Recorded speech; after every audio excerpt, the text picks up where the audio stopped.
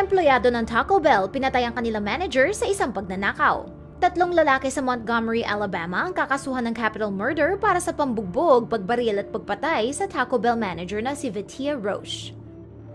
Ang 19-year-old na sina Kenneth Temple at Ronaldus Chisholm ay empleyado sa Taco Bell na kanilang ninakawan noong linggo ng gabi. Si Roche ay in charge ng bank deposit ng branch na yon. Kakalipat lang niya sa Alabama matapos niyang pagdaanan ng isang malaking buhawi noong isang taon. Ayon sa mga report, paalis si Roche ng restaurant nang ginulat siya ng dalawa niyang katrabaho at isa nilang kasamahan na si Colby Green.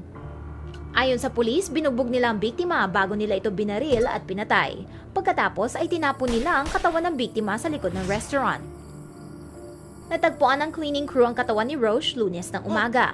Isang bank account para sa donasyon para sa anak ni Roche ay nabuksan na sa Sterling Bank sa Montgomery.